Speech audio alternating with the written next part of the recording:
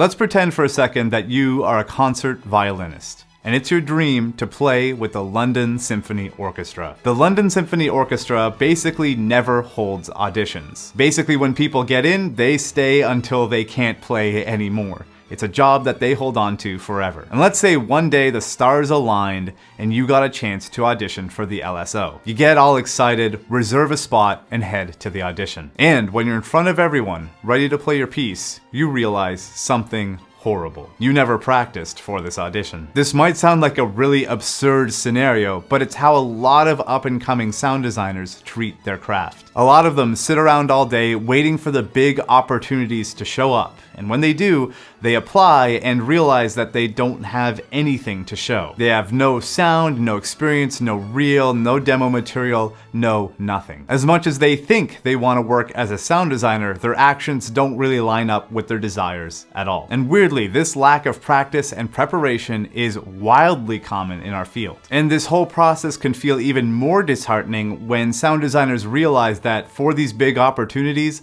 they're usually competing with hundreds, if not thousands, of other sound designers. And yes, while hundreds, if not thousands of people apply to these big opportunities at these big studios for these sound design gigs, the amount of people who actually practice their craft is incredibly small. The truth is, even though there are tons of budding sound designers out there, regular practice is what's going to separate you from the rest of the pack. I know it sounds almost too basic, but in this video I want to share with you 4 ideas on how a commitment to practicing your craft for 30 minutes a day will lead to some insanely exciting results. The first principle is that consistency matters more than intensity. You want to put in tiny bits of time into your craft every single day that you can. A lot of people get into the habit of putting in 6 hours on a Sunday or just very sporadically, but this won't yield good results. Iterating quickly is better. When you step away, come back, step away, come back on a regular basis, you learn much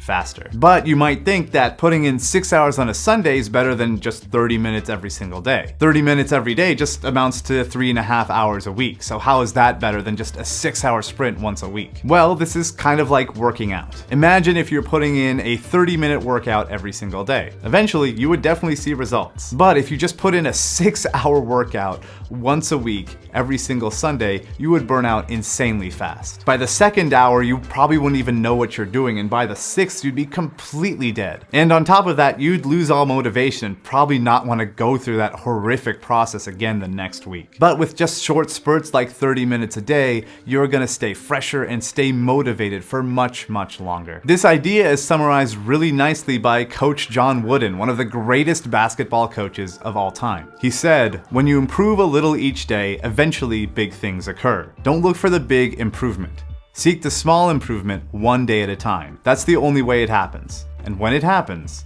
it lasts." Principle number 2. Feedback is a key component of practice. You can work on stuff alone forever, but there'll always be the factor of not knowing what you don't know. If you try to lone wolf this whole craft forever, there are going to be a lot of weaknesses in your sound that you're simply not going to be aware of if you don't get feedback. So getting feedback is deeply important, and getting it from people who know what they're doing is going to shortcut the process of your learning by weeks, months, or even years. And you might ask, where can I find people to even give me feedback? Well, outside of my premium courses where I give my students an insane amount of ultra precise feedback, you can also reach out to other pros within the industry. Instagram, Twitter, or email are totally fine ways to reach out to others and to ask for feedback. The key is to make sure that you ask very specific, very easy to answer questions of these busy pros out in the field. Don't make the mistake of asking for an entire demo reel review or a whole video or your whole website or your whole portfolio. Instead, ask a specific, thoughtful question about 2 to 5 seconds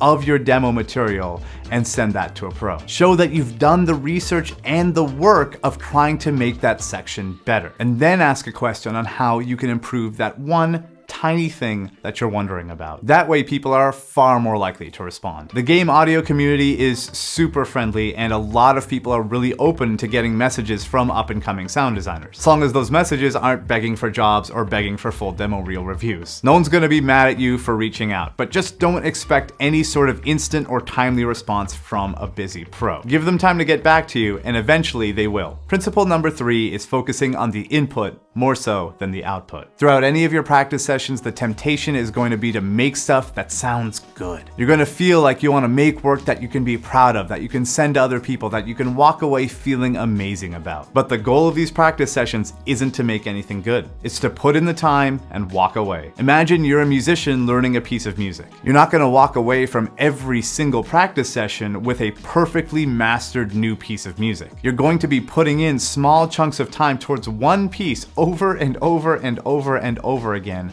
while it sounds terrible for a very, very long time. The same thing will go here. You can put in small bits of time to one larger project, or just work on a bunch of tiny projects over the course of a week. Either way, you're likely never going to walk away with something that sounds amazing. But eventually, these tiny little practice sessions will click and you'll start to get better. And to encourage myself to focus more on the input than the output, I actually have a Notion habit tracker that shows me what I'm going to be working on that week and what new tools, techniques, or ideas I'm going to be trying for each daily session. You can see here lately I've been focused on learning just some new tools, making new presets for them, and not necessarily using them in any meaningful way. For a while, I'm going to sound terrible using these tools, but eventually things will click and I'll be able to use these tools and techniques and new things that I thought of on projects forever. All these tiny steps build into becoming better and better at what you do over the long term. And the final principle is this: it'll get worse before it gets better. The funny thing about practice is that we think that we're gonna get much, much better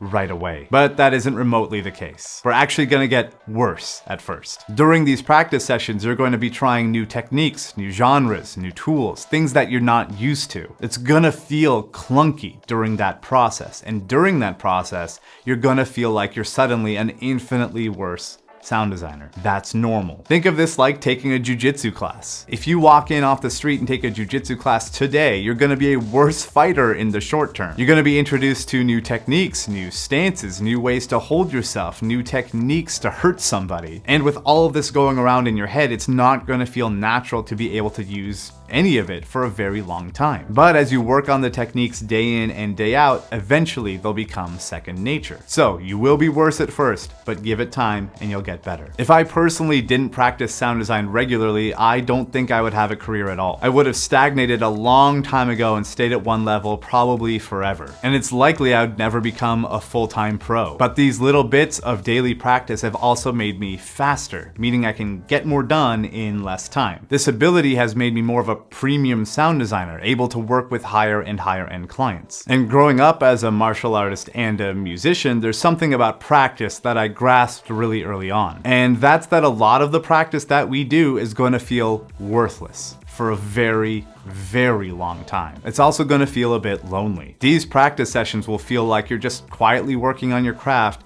all the while dealing with the pain that you feel like you suck. And that feeling never goes away. Nor should it. If it doesn't feel like you suck and it's kind of painful during these sessions, it means you're not doing something new or creative or different to what you're used to. And with this undercurrent of daily, regular sound design practice, I've noticed that my sound design income has become incredible. For instance, I once made $100,000 in 1 month from the profit share for the game Hyper Light Drifter. Obviously, that's an extraordinary amount of money for anyone in the game audio world. But that kind of money was probably a reflection of my daily dedication and the practice I did over the course of years, rather than just working on a single project. To sum up, your career isn't some solo event. There are so many external and internal compounding effects that go into it. So while 30 minutes of daily practice might seem like a trivial ask, it could make your career.